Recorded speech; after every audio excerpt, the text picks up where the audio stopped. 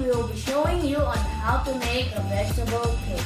The ingredients are cake powder, carrots, chicken gourd, cabbage, squash, cucumber, apple, eggs, and lastly, walnuts. Guys, that if the vegetable grows under the ground, the vitamins and minerals is on the skin. If the vegetable grows over the ground, the minerals and vitamins is inside the core. We will be using our world-famous food processor and our 2-quart roaster. Now, we will be shredding the ingredients using cone number 1. My brother is going to shred the ingredients.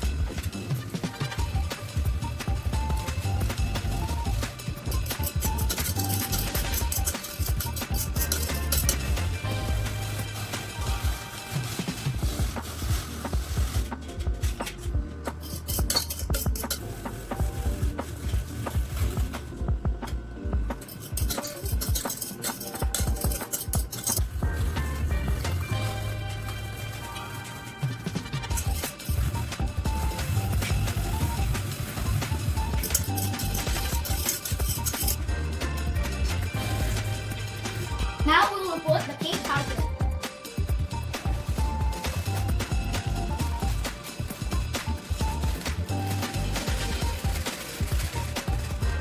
We will crack open the eggs.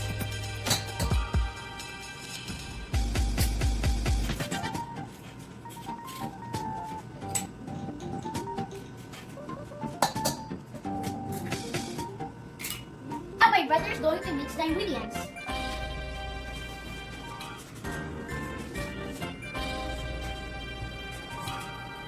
You need to mix well.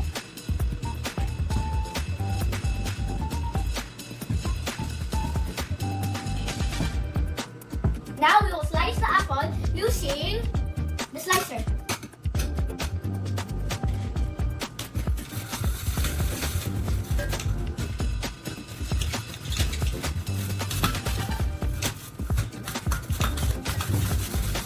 We will use this apple as our base instead of the oil.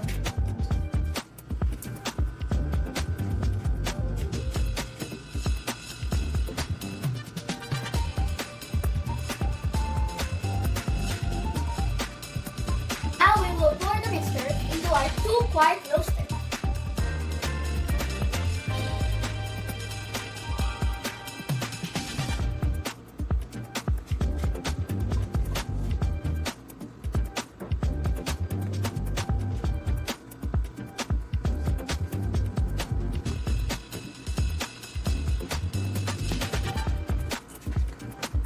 We will spread evenly.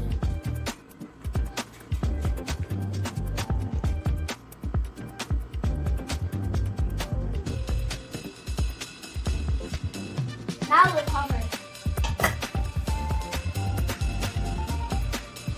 We will cook our vegetable cake on a regular stove using low fire from 7 to 10 minutes.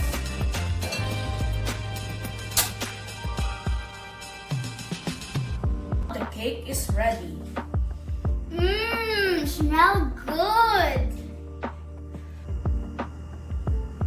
Now let's cut and taste.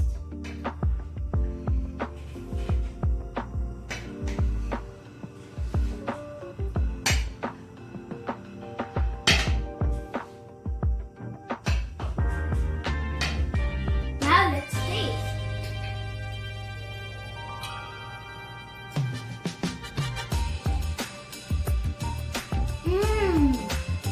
So yummy.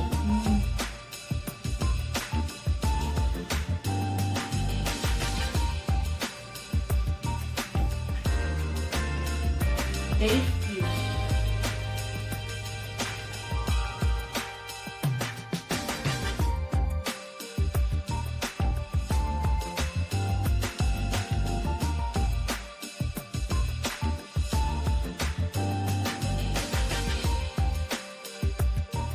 Thank you for watching